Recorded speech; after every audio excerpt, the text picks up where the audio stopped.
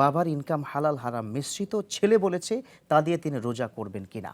আচ্ছা, ধন্যবাদ। আসলে আমি একটু শুরুও করেছিলাম যে তলাবু কাসবি হালাল ফারিদাতুন বাদাল ফারিদা, হালাল উপার্জন করা ফরজ এবাদত, নামাজ রোজার মতোই ফরজ এবাদত। এখন বাবার উপর আল্লাহ দায়িত্ব দিয়েছেন ওয়ালাল মাউলুদ লাহু রিজকুহুন্না ওয়া কিসওয়াতুহুন্না বিল মারুফ, সন্তানের ভরণ পোষণের দায়িত্ব কিন্তু বাবার। এখন বাবা হালাল উপার্জন করছে নাকি হারাম উপার্জন করছে এটা সন্তানের দেখার দায়িত্ব। যখন সে বালেগ হবে তখন দেখে বাবাকে শুধরানোর জন্য, যেমন ইব্রাহিম ইসলাম তার বাবাকে শুধরিয়েছিলেন, কিন্তু তার ইনকাম দিয়ে তার ইফতার করলে তাতে কোনো নাজায়েজ হবে না। কেন হবে না?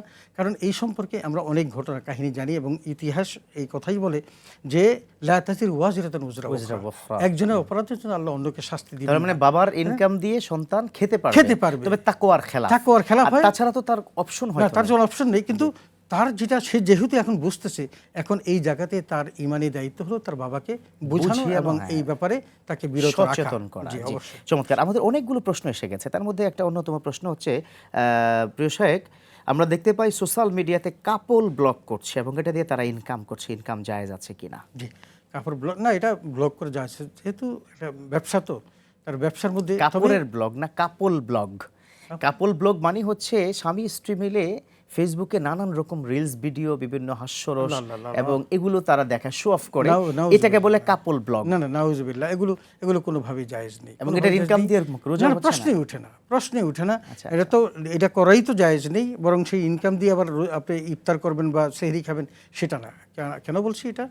আল্লাহ রাব্বুল আলামিন কিন্তু পর্দার যে বিধান দিয়েছেন সেই বিধানের মধ্যে এটা আছে যে আপনি যতটুকু ইল্লামা জহরা মিনহা, যতটুকু দৃশ্যমান হয় এর বাহিরে আপনি দৃশ্য খুলতে পারবেন না। যেমন এই হাতের এতটুকু, মুখের এতটুকু এবং নিচ পর্যন্ত।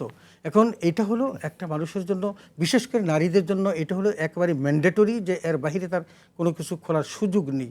এখন আপনি যে কোনো একজনের XYZ কারো ছবি আপনি এভাবে তৈরি করে সেটাকে আপনি সোশ্যাল মিডিয়াতে দিলেন, ইনকাম করলেন, এগুলো একেবারে কোনোভাবে না, জায়েজ নেই। যে আমাদের আরও বেশ কিছু প্রশ্ন, তার মধ্যে আসিফ নামে এক ভাই, তিনি প্রশ্ন করেছেন যে বর্তমান সময় আমরা এটা কি দেখে থাকি, রমজান মাসে আজান হয়ে গেছে, পাশ থেকে একজনে বলেন যে খাবার বন্ধ রাখুন, কিন্তু যিনি খাচ্ছেন তিনি বলেন রাখেন, আপনার কি মাসালা, আপনার হাদিস আপনার কাছে রাখেন, আমার খাওয়া শেষ করি।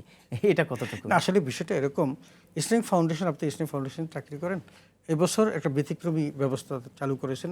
তারা সেহরি এবং ইফতারি দুটাতেই তারা একটা সময় নির্ধারণ করেছেন। আগে তো একটা সময় বিভক্তি থাকতো, সেটা তুলে দিয়েছেন এবং তারা এটা বলতে চাচ্ছেন যে যখন ইফতারির সময় শেষ তো শেষ, যখন সেহরির সময় শেষ তখন শেষ।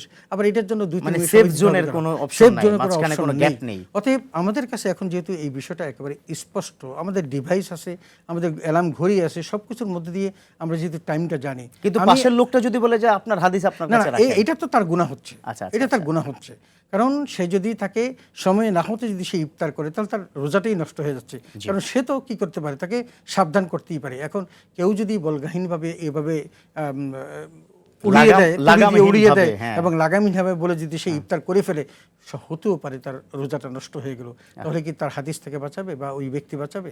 তার রোজাটা কষ্ট করে রোজা থাকা এবং এটাকে ফ্রুটফুলি শেষ করাটা তার দায়িত্ব। সুতরাং তিনি কারো এইভাবে কথা অবজ্ঞা না করে তাকে সহ্য করা এবং তাকে সম্মান করা।